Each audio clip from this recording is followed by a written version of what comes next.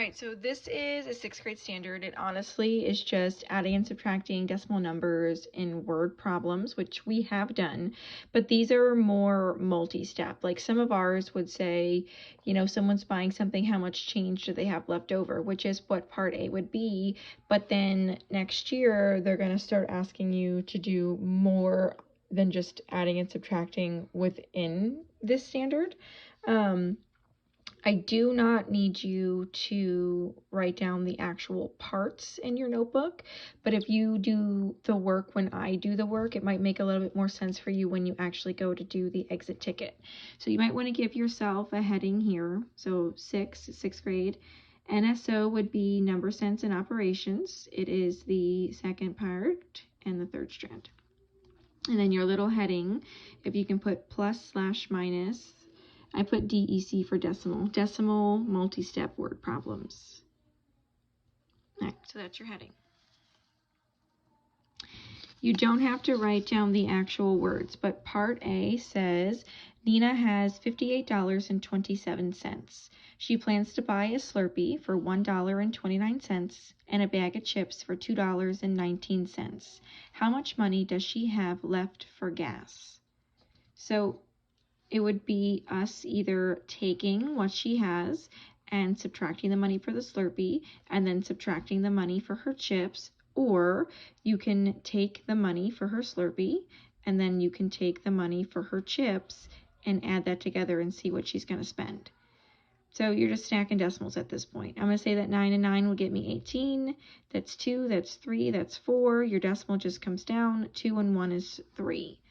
So for her Slurpee and her chips, she's going to spend $3.48. She is walking into the gas station with $58.27, and she's going to spend $3.48 on what she's buying. Can't do that, you borrow. That's a 1. That 7 becomes 17. I'm at 8, so I got 9, 10, 11, 12, 13, 14, 15, 16, 17, 9. Can't do this, so I borrow again. That 8 is 7, and that 1 becomes an 11. I know that 11 minus 4 is 7. My decimal comes down. 7 minus 3 is 4. 5 minus nothing is 5. So as far as part A goes, when they ask how much money would she still have for gas, she should have $54.79.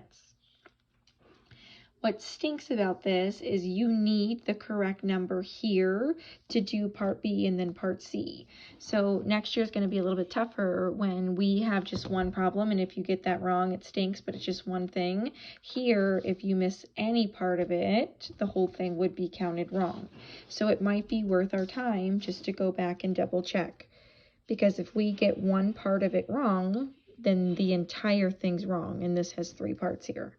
So I'm going to triple check. 9 and 9 would get me 18. That's 2, that's 3, that's 4. 2 and 1 is 3. So I still have that she's spending $3.48. I'm going to double check my subtraction though. She's bringing $58.27 into the gas station. She's going to spend $3.48 while she's there. So 9, 10, 11, 12, 13, 14, 15, 16, 17. Still have 9. 8, 9, 10, and 11, still have 7, that's still 4, that's still 5. So I still have the same thing. So I would say I'm pretty confident that she's going to walk out of the gas station with $54.79. Part B says if the price of gas is $2.57 per gallon, how many gallons of gas could Nina buy? Because it's the per gallon part, that means that she's going to pay the same amount for every single gallon, which means she's making equal groups. Now, we can divide, but we haven't done decimal division yet. Or you could continue to take $2.57 and keep adding it to itself until you get as close to your number as possible. I'm going to go ahead and show you decimal division. I'm going to say that she has $54.79 left to spend for gas. And they're telling me that every gallon of gas costs $2.57. When we finally get to decimal division, you're going to have to move the decimal to the very outside or the very back of the number. So I'm going to move that decimal point 2 times to get to the back.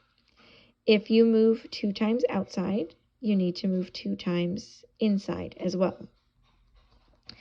I have a little bit of space over here, so I'm going to rewrite this. What I have outside is 257 and a decimal point, which is just 257. So I'm going to go ahead and write that down. We moved the decimal inside twice because we had moved it outside twice, so it's still at the back of the number, which means inside I now have 5,479. When we do division, I'm going to ask you to try horizontal division. So I'm going to space these out just a little bit, and I'm just going to go one step at a time. I'm going to say that 257 will not go into 5 because it's much bigger than 5. You walk in with $5, you don't spend anything, you should walk out with $5. When I move over, I now have 54. 257 still will not go into 54 because it's just too big. So you walk in with $54. You don't spend anything. Realistically, you're walking out with $54. So I'm going to move that over. I'm now at 547. So I'm just honestly going to guess and check. I'm going to see what 57 times 2 would get me and see how close I am. I know that 2 times 7 is 14.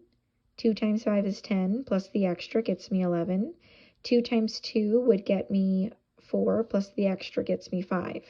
Now, I can see that that's as close as I'm going to get, because if I tried to do 257 times 3, I would be way over my number.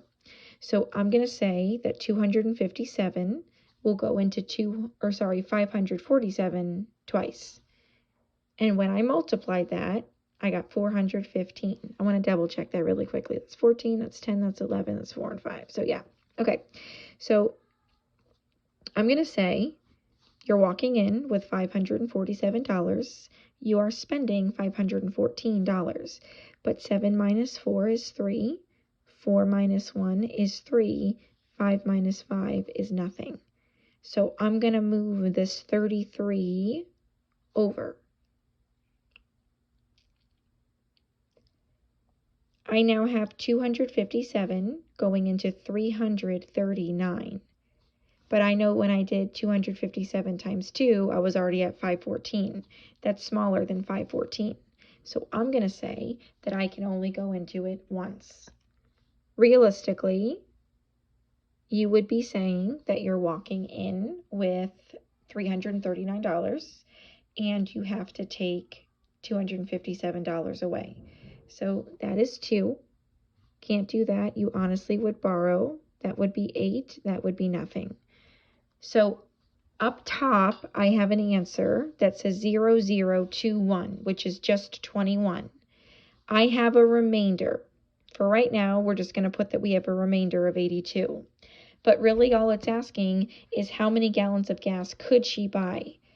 It went in a full 21 times. You wouldn't count the remainder at all. So if it went in 21 times, she would be able to buy 21 gallons of gas.